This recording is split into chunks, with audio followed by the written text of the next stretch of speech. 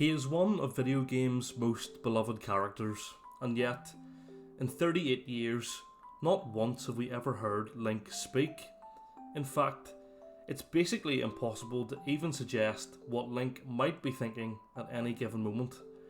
He is a character shrouded in mystery, and yet, through his actions alone, we know him to be a courageous character, one who often carries the burden alone on his young shoulders and takes on tasks where the odds are massively stacked against him. So why do we never hear him speak? Is it simply because silence is more powerful? Or in fact, is there something much deeper and much more calculated on Nintendo's behalf that has led to the huge success of the series? Hello and welcome back to the Zelda realm. My name is Joe, and I would love it if you could hit the thumbs up and subscribe to the channel for more weekly Legend of Zelda videos. I've joked before about the fact that Link is of course not the aforementioned title character of the franchise, but is majoritively the playable protagonist that Zelda fans have grown to love. Link comes across as an unassuming character who just gets on with things. In fact, it's very rare that we ever see Link express any sort of emotion. For me, this is why Link in Skyward Sword is maybe my favourite in the entire franchise. He reacts to everything around him, matching what I believe would be the expected reaction to the situation playing out. Zelda describes him as goofy, while others see Link for who he really is, a courageous knight who will do whatever it takes to save his childhood friends. We'll dive more into this character later on in this video. But one of Link's standout features in the gaming space is his silence. In modern video games, it's very rare that we never hear the main protagonist speak, especially now in an era of story-driven masterpieces such as The Last of Us and God of War, where so much of the relationship between the player and the characters of those games is driven by emotional, well-written and thought-provoking cutscenes. We, as the player, are given a front row seat into the motivations of these characters, and we watch as their emotions are conveyed to us as the story progresses.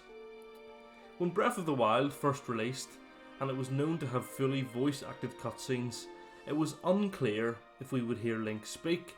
After all, this was uncharted territory for the series, one which told its stories through scrolling text boxes. As players, we are always aware of the thoughts and feelings of Hyrule's other characters, and while Link's character and his motivations were never explicitly written out, intrinsically it was always clear to the player exactly what Link was either thinking or his motivation was. It's in Breath of the Wild that the impact of Link's silence is really felt. Here we watch the tragic impact of the calamity, and we see the emotional response of Hyrule's champions, especially that of Zelda herself. But throughout it all, we never hear Link speak. And when he wakes 100 years later with no memories, we feel the full impact of his silence. Let's take a step back and address the unique position of Link's silence by exploring the impact and use of silent protagonists throughout the gaming industry. It's a relatively uncommon practice used nowadays. Even the best first-person RPGs are voiced in some way. The main immersion for the player is drawn through the use of the first-person perspective, where in many ways players are empowered to feel as though they themselves are the character. While recording this, I can't help but think of two powerful examples from recent years that use different techniques to allow the player to feel as though they are in the game. Firstly, let's look at the design choices made by CDPR when designing Cyberpunk 2077. Wait, isn't that game that was broken beyond belief? Yeah, but that's not the point. So when you're talking about design choices, are you talking about all of the endless bugs and how broken the game was upon release, or are we going to ignore that, or what are we doing here? I'm more referring to the choices they made in character immersion. I'm not talking about how broken the game was. That's not what anyone would aspire to. I'm more wanting to look at the game when it finally, like 800 years later, came out in a working state. While the story of Cyberpunk revolves around V, One of the biggest choices made was for the game to be played from a first-person perspective, while also giving the player a significant level of choice in dialogue options to shape a narrative throughout the story and ultimately make choices that would change the ending of the game. The difficulty here is that removing player choice in the character name and there being a more limited selection of choices for V's appearance meant in some ways there was, and this is a personal thing for me anyway, always a slight disconnect between me and V. I never felt that I was able to fully embrace being V. Secondly, and maybe one of the most impactful games for player choice and freedom to release in the last few years, is Baldur's Gate 3, a game that focuses so heavily on player freedom that it offers a whopping 17,000, and yes, you heard that right, 17,000 different variations of its ending. It's a game that from start to finish is designed around the player. When you start the game, you're instantly placed in a character creation screen that offers so much choice and allows the player to be the character they want to be within Baldur's Gate, down to their race, their name, and many, many more features. And as soon as the game begins, it is abundantly clear that the vision here is for a game that plays out entirely based on the player's choices. Every move you make in combat has consequences, every dialogue choice you make will impact future conversations with others, and how you choose to interact with the world will impact the way in which Baldur's Gate 3 story plays out. The aim of Baldur's Gate 3 is that the story that plays out is your story, and it's unlikely we'll see anything that even comes close to giving that level of player freedom in the near future. While all of that sounds fantastic, and maybe at first hearing not exactly relative to the topic in question, I think it really answers the essence of today's video theme. If you've clicked on this video, then you already know the answer, which I have summarised to be a 2-word phrase: embracing immersion. I've spoken before on how Zelda has always been Nintendo's most ambitious franchise when it comes to innovation and new ideas, and whilst Nintendo has always been a family-orientated company, The Legend of Zelda has always had a much deeper feel to it. The lore is the deepest in the Nintendo family of franchises, and a lot of the titles have always been slightly more difficult and more sinister than any of its counterparts. The way in which this tone is delivered is, in my view, down to Link's silence. Let's get it straight, this silence is absolutely a deliberate and frankly a pretty genius design choice. Couple this with the option to rename Link to be your name, and now we link right back to the point I was making earlier about player choice. Canonically, our hero in green will always be Link. We see this in the name selection screen, where when a new game is started, the name screen is already filled in as Link, but it's up to the player which name they'd like their hero to take. In doing so, this means that Link must be silent in order for this player immersion to hold any weight.